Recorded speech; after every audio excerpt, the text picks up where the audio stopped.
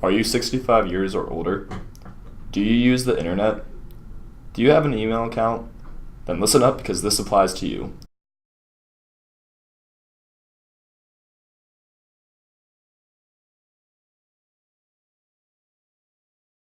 Group 10's members, Jude McDowell, Lexi Mastras, Ji-Hun Suk, Pat Scully, and Angie Margo are here to educate you on the risks of fraudulent emails. Senior citizens are the most valuable groups of people using the internet because of their lack of familiarity. Hackers take advantage of this, making you a large target for internet scams. Nowadays, kids grow up surrounded by technology. This is not always the case, however, and for older generations that are less familiar with technology and the threats associated with it, something as simple as email can be very dangerous. In fact, the elderly are common targets of cyber attacks. A survey from the AARP analyzed the behavior of 723 victims of fraud and compared them to the general public. The survey found the average age of fraud victims was 69. There are even several attacks created with the sole purpose of targeting an older demographic, such as grandparent scams and fake online pharmacies. With this in mind, it is important to know the common attacks used with email, how to identify these attacks, and the steps that can be taken to prevent these attacks from occurring. Phishing, as defined by dictionary.com, is when hackers try to obtain financial or other confidential information from an internet user, typically by sending an email that looks as if it is from a legitimate organization, such as a financial institution, that contains a fake link that replicates a real one.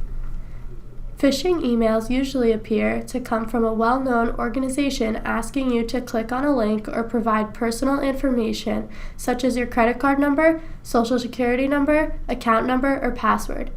Phishing emails can come from companies you have accounts with or companies you don't. This is a classic example of a phishing attack, with clear warning signs pointed out. A phishing attack will typically use an email that is close to, but not exactly, a legitimate email address for the company. The greeting is not specified to a particular person, meaning the same email can be sent to thousands of users.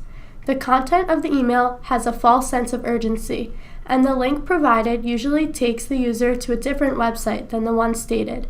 The real link can be found by hovering the mouse over the hyperlink. There is a scam called the grandparent scam that specifically attacks your generation. This scam works by the hacker posing as the grandchild in need of money, with a link allowing you to give money to the hacker, who you think is your grandchild.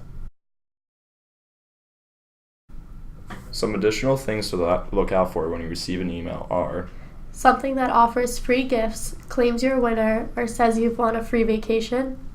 Offering discount prescription medications or other can't-miss deals. A message from a family member or a friend that seems unusual or suspicious. Misspellings and grammatical errors.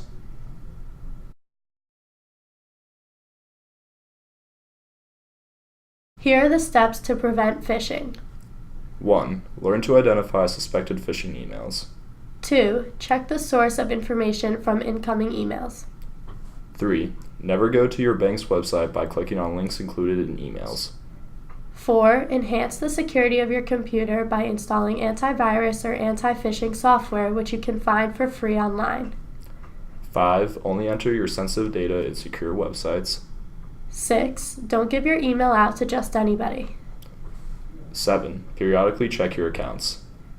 8. When in doubt, call the company or person the email is coming from to verify.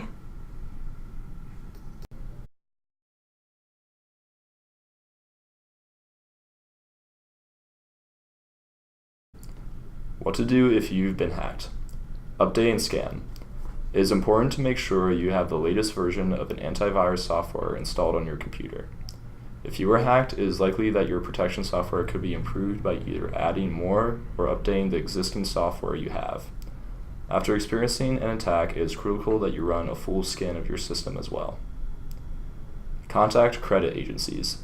After falling victim to an attack, you can contact any of the 3 major credit bureaus and explain what happened. This alerts them that you are now at a higher chance of being the victim of identity theft.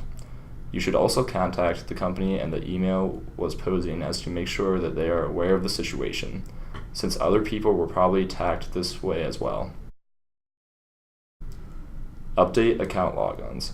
If any of your personal information was or could have been disclosed during the attack, you should immediately update your passwords. Strong passwords are long and complex, using a mix of letters, numbers, and symbols. If you have fallen victim to one of these email attacks, do not be ashamed to come forward. It can happen to anybody. Be extra careful when using email and pay attention to the signs that can point to a scam to prevent this from happening to you in the future.